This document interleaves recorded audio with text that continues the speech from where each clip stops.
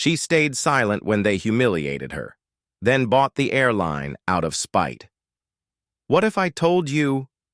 The woman they humiliated in silence didn't just forgive them. She bought the entire airline they worked for. She didn't raise her voice. She didn't cause a scene. She simply watched and waited. When a calm, poised black woman was pulled from her first-class seat for no reason other than prejudice, they assumed she was powerless. What they didn't know was that she held the key to a multi-billion-dollar decision that could make or break the company's future. And by the time they realized it, she had already rewritten the rules. This isn't just a story about revenge.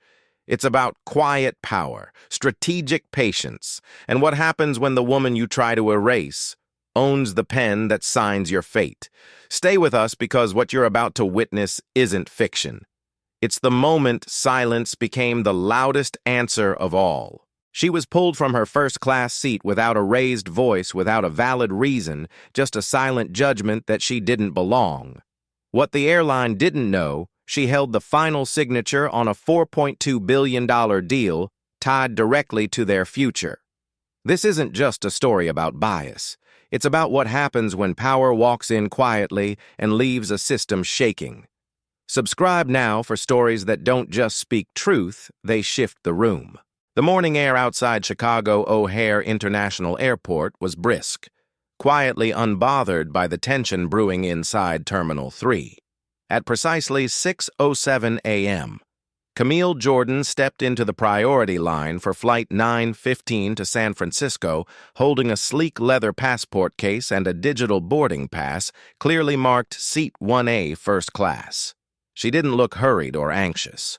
In fact, she moved with a calm so practiced it unsettled people. Her outfit was modest black blazer, dark denim low-heeled boots, no designer labels in sight, no diamond-studded carry-on, just a neatly packed laptop bag, a quiet grace, and the kind of poise that made some people pause, but not in admiration, in confusion. The woman at the counter, hairpinned lipstick sharp, offered the usual corporate smile until her eyes scanned the boarding pass, and then without warning, tensed. "I'm sorry, ma'am. This lane is reserved for executive or first-class travelers." Camille lifted her chin slightly, her voice steady. "It is. That's me." There was no attitude in her tone, only clarity. But clarity often made people uncomfortable, especially when it came from someone like her, a black woman alone, youngish, but not too young, confident, but not flashy, and most importantly, in a space society rarely expected her to occupy without question. The agent gave a thin smile, the kind that said, "Let's just double-check, shall we?" What followed wasn't surprising. It never was anymore. Two security personnel, one with a clipboard, the other with a walkie, approached within moments. Not rushed, just assertive. Camille hadn't raised her voice, hadn't made a scene. She hadn't even crossed the velvet rope. But that didn't matter. What mattered was that she had dared to take up space in a line that wasn't supposed to be hers. "Ma'am, can we speak with you for a moment?" one of them said. Camille paused. The terminal didn't. Passengers kept moving around her like she was a misplaced object, visible, inconvenient, but not worth stopping for.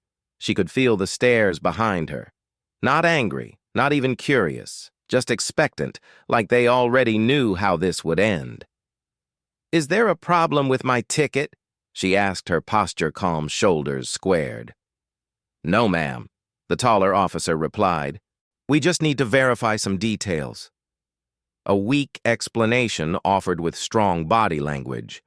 They led her to a nearby podium just far enough from the line to ensure she wouldn't be in anyone's view, but close enough for whispers to spread.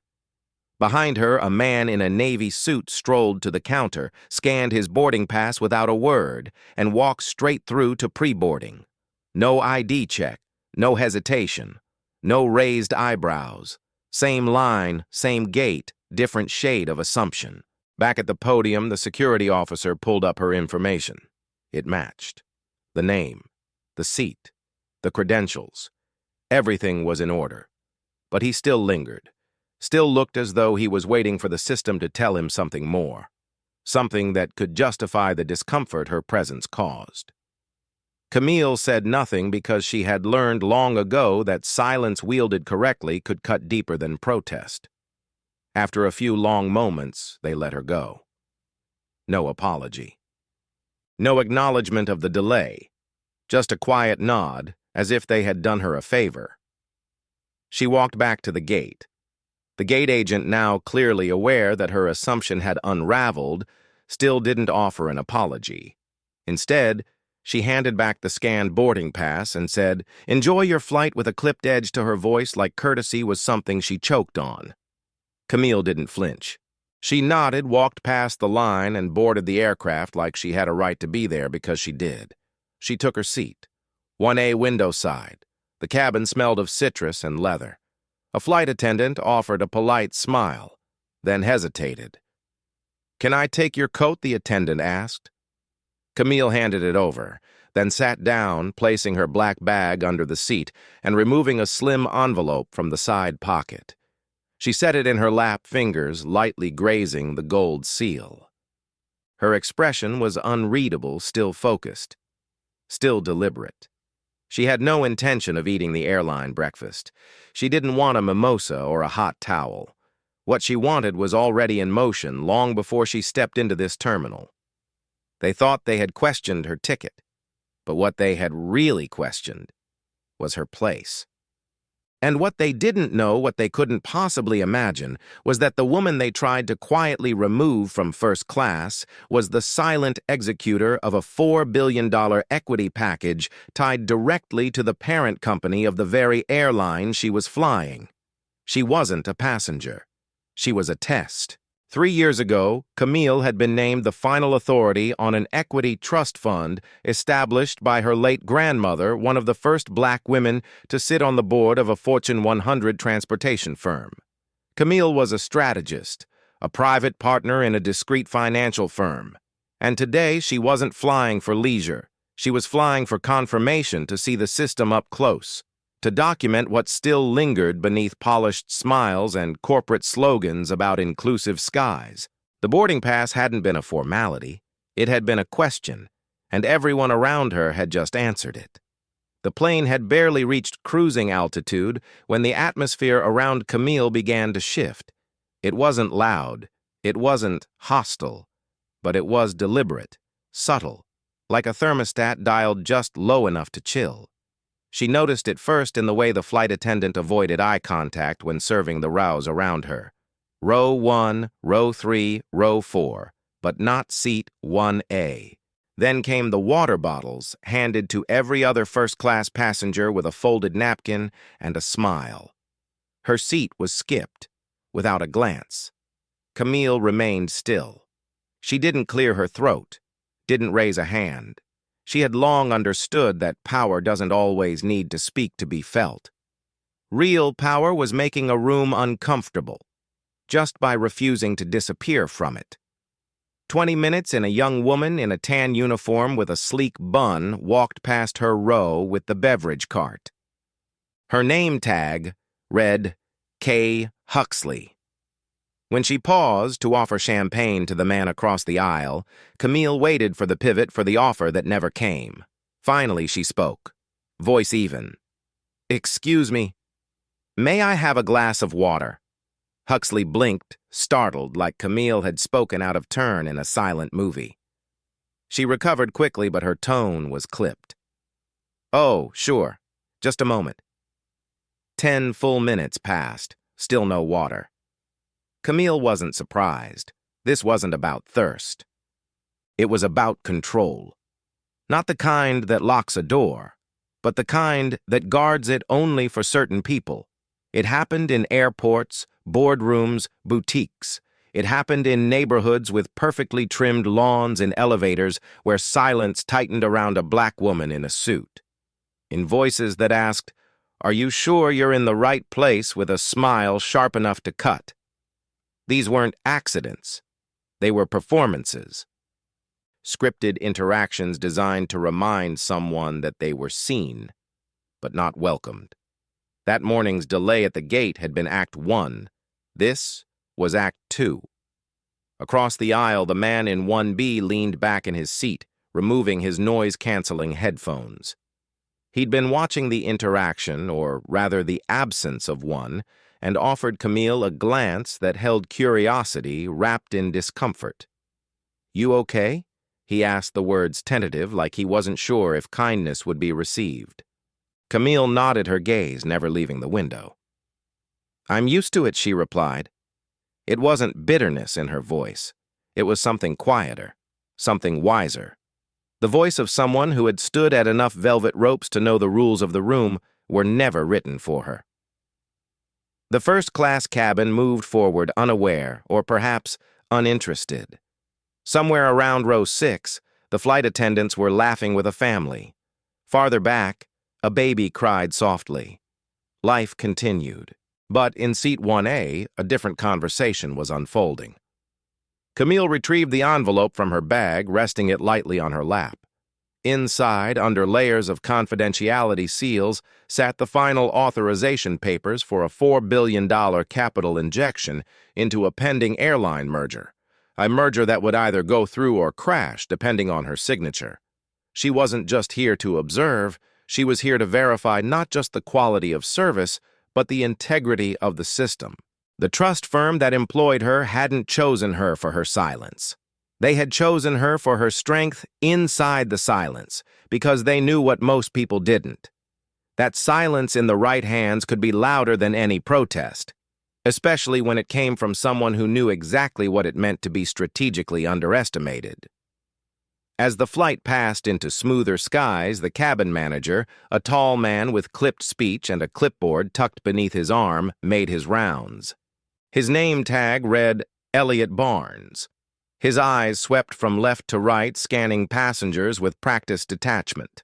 He stopped at her row, the clipboard tipping forward slightly as he peered down. "Ma'am, could I verify your seat assignment again?" Camille met his gaze directly. Her eyes didn't blink. "You've already scanned it," she replied, her tone neutral but firm.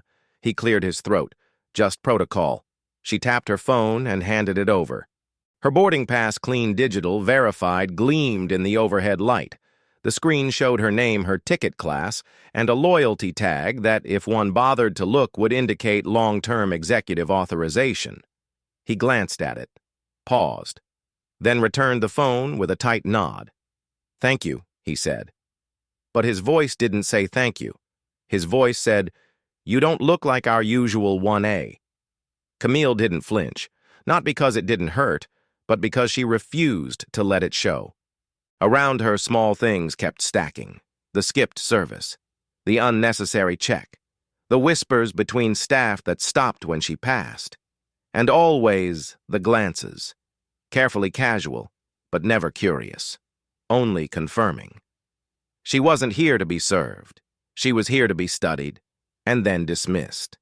But they had made one fatal mistake. They assumed the test was hers. In truth, they were the ones being graded. The airline didn't know that this flight had been flagged for evaluation, that an anonymous audit was underway to determine how frontline staff responded to unmarked authority, that someone had been sent not to expose them, but to watch what they exposed themselves. Camille's entire role in the trust was to ensure that the merger only benefited organizations aligned with ethical business practice. That included their treatment of employees, of customers, and of people they didn't recognize as powerful. They had failed all three. By the time the plane began its descent into San Francisco, the folder on Camille's lap felt heavier than it had hours ago. Because now, it wasn't just a contract. It was a mirror. And the reflection wasn't pretty. San Francisco International Airport buzzed with its usual rhythm, rolling suitcases, muffled announcements, the steady hum of travelers caught between destinations. But somewhere beyond Gate A14, beneath the glow of overhead LEDs and polished tiles, a different kind of energy was building. Camille Jordan walked calmly through the terminal envelope tucked inside her worn leather tote, her pace measured and gaze unshaken. From the outside, she looked like any other traveler, a woman alone, composed but unremarkable. But inside her tote sat the power to shake the very company that had just tried to quietly diminish her.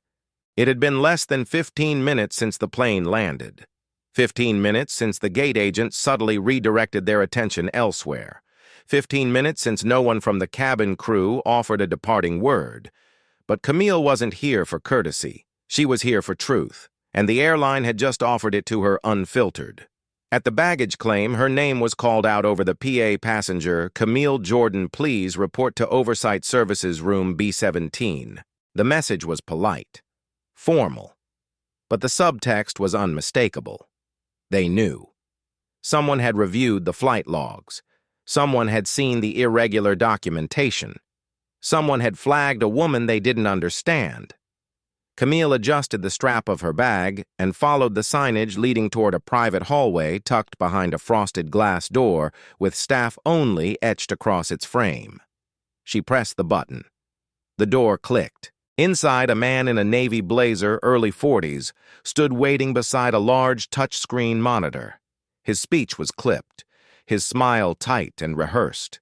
His badge read, "Travis Murdoch, Compliance and Passenger Relations." "Ms. Jordan," he said, a forced brightness in his voice, "thank you for taking a moment to speak with us." Camille looked at him, her tone calm but unmistakable. "I wasn't given much of a choice." Murdoch blinked, the smile faltering. He gestured toward a small conference room outfitted with 2 chairs, a desk, and a muted television playing silent footage of gate activity. "We've had a few questions regarding your experience on board Flight 2039, he began. Camille sat, placing her tote envelope still inside, firmly on the table. "What kind of questions?" Murdoch cleared his throat. He looked down at the screen, then back up, rehearsed and uncomfortable. "There were multiple notations on your profile mid-flight. Several crew members raised concern over your behavior." "My behavior?" She repeated, her eyebrow arched with calm disbelief. "Yes," Murdoch continued, still clinging to his corporate tone. "The internal log includes terms like unresponsive, non-participative, and disruptive to service flow." Camille didn't laugh, but her expression shifted like the wind before a storm.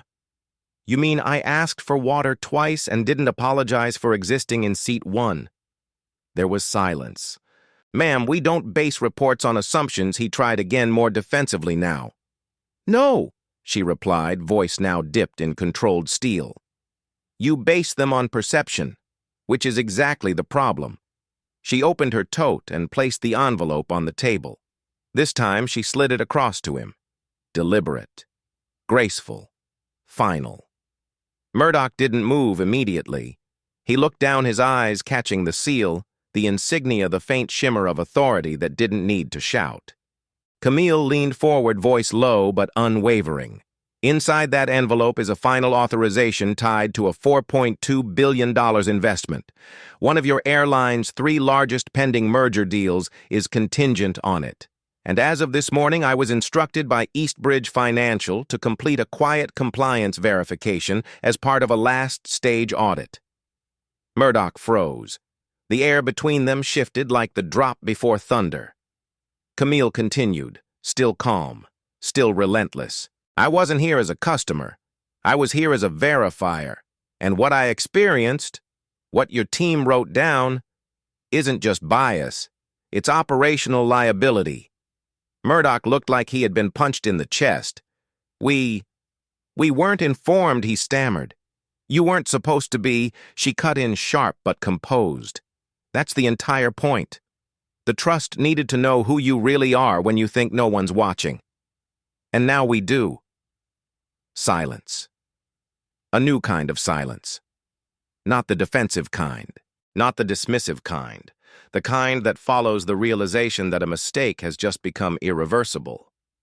Camille sat back, crossed her arms, her eyes unblinking.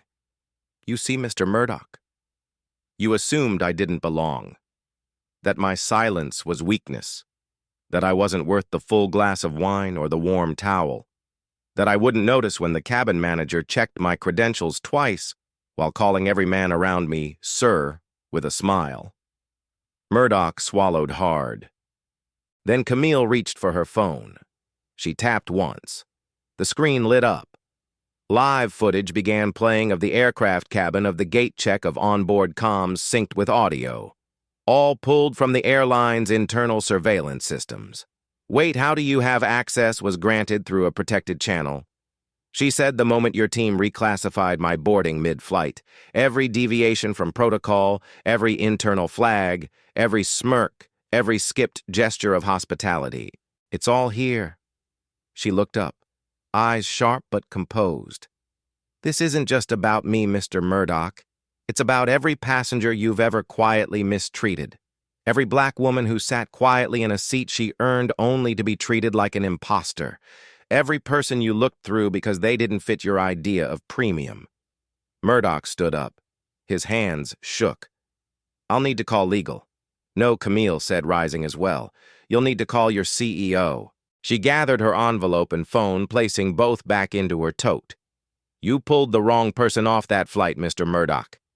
And now, your company will find out just how expensive assumptions can be." She turned to leave, paused at the door, then added quietly, but like thunder, "Next time someone walks onto your aircraft with confidence and silence, don't assume she's lost. Assume she owns the silence." And then she was gone, out into the concourse, back into the crowd. But this time, every step she took echoed with consequence. Behind her, calls were made, reports were opened, faces paled, and somewhere in a tall office overlooking the runway, a CEO reached for a red phone labeled Genesis Stakeholder Line. Because Camille Jordan didn't just walk off a plane, she walked into a moment they would never forget. The ripple didn't start with a press release. It started with a silence, not the polite kind whispered over intercoms, not the practiced hush of corporate boardrooms. This was a heavy silence, the kind that falls when people realize they've been watched while they weren't pretending, the kind that settles over glass towers when a single decision once believed invisible comes roaring back in full view.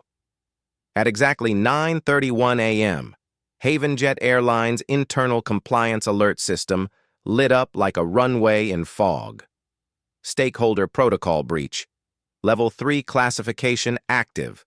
2 minutes later, that same alert reached the office of Richard Callahan, the CEO of HavenJet, who had just taken his second espresso shot of the morning and was prepping for a quarterly earnings call. The moment he saw the alert, stakeholder identity activated Jordan Camille. He stood up so fast his chair toppled backwards. He knew the name. Everyone in leadership did. Camille Jordan wasn't a public figure. She didn't need to be. Her influence came in sealed documents, silent votes, and closed-door authorizations. She was the final executive on a $4.2 billion trust overseeing a three-way merger involving HavenJet Aerostar and Eastbridge Holdings. Her signature alone could greenlight or obliterate the entire deal, and they had just pulled her off a flight. Callahan didn't need to ask why. He already knew. And the weight of that knowledge settled into the pit of his stomach like lead. Downstairs at HavenJet's San Francisco terminal, chaos was quietly erupting. Word had reached the tarmac, the executive suite, and most devastatingly, the compliance division. Every employee involved in Flight 2039 was being summoned, not with reprimands, with audits. The system had recorded everything from the gate agent who never looked up at Camille's boarding pass to the flight attendant who skipped her twice during service to the supervisor who tried to reassign her seat in the name of weight balance. They all made choices, and now the weight of those choices had returned like gravity. Inside Operations Room 6C, Vanessa Keene sat in her uniform, lips pressed into a tight line. The confident smile she usually wore for passengers was gone. Across from her sat two ethics officers, one legal liaison, and a screen displaying time-stamped footage from the flight. They watched the skipped service, the delay in meal distribution, the whispered comments from the crew's comms. Probably a points redemption. She doesn't act first class. Let's move her. Say it's a balance thing. The audio didn't scream. It didn't need to. The calm, casual language revealed a culture more damning than any single outburst could. Vanessa finally spoke. Her voice was smaller than usual. We didn't know who she was. The HR rep cut her off gently but firmly. And that's the problem. You shouldn't need to. Back in the terminal, Camille sat in the quiet corner of the executive lounge. Not to gloat, not to retaliate, to wait. She had spent years cultivating patience in rooms where her voice was often the last to be heard. But now, for once, it was first. Her phone vibrated gently. New message, Eastbridge Compliance Team. Final merger hold enacted. Awaiting stakeholder directive. She stared at the screen. The fate of one of the nation's largest airline transactions was now hers to decide. Not out of vengeance, out of clarity. Because the people who thought they could define her with a glance had just taught the world why they never should have tried. In New York City, a boardroom 3,000 miles away from the incident buzzed with movement. HavenJet's senior financial strategist, Amanda Lair, looked at the flashing red indicator on her screen and cursed under her breath. Jesus. She triggered it. What do you mean? One VP asked, confused. I mean, Amanda replied, eyes wide with dread. The woman we dismissed just put our merger into cardiac arrest. Across the table, the room fell into stunned silence. The youngest executive among them, Jason, who until that moment had only skimmed Camille's name in compliance documents, finally spoke. Who is she really? Amanda looked up slowly. She's the one who owns the silence we mistook for surrender. By late afternoon, over 60,000 employees across HavenJet received a soft internal memo. Subject flight experience review. Cultural competency. Service standards. To most, it looked routine. But for those in the know, it wasn't just a training alert. It was the opening line of an apology written in code. Behind-the-scenes gate agents were being retrained. Cabin crew were pulled from international rotations. And Vanessa Keene, once the star of premium-class hospitality, was reassigned to domestic short-haul routes out of Midway Airport. No more champagne flutes. No more turn-down service in the sky. Just tray tables, toddlers, and the red-eye to Buffalo. She read the reassignment email in stunned silence, fingers trembling slightly over her tablet. Her eyes drifted back to the subject line again. Pending ethics review. Do not reassign without compliance approval. For the first time in her career, she wasn't leading the flight. She was being watched. Meanwhile, in a downtown law firm in Boston, two lawyers from Eastbridge Holdings reviewed the footage statements and compliance logs sent by Camille's team. They didn't smile. They didn't celebrate. They simply added the incident to a growing internal file titled Bias-Based Business Risk Unconscious Discrimination in Corporate Spaces. Camille's experience was no longer a story. It was a case study, an entry point, a warning.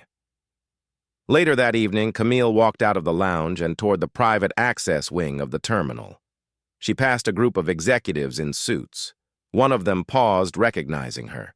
He opened his mouth to speak, maybe to apologize, maybe to beg. She nodded once politely, but she kept walking. Because Camille Jordan had made her point. She had no interest in dismantling their systems with anger or noise.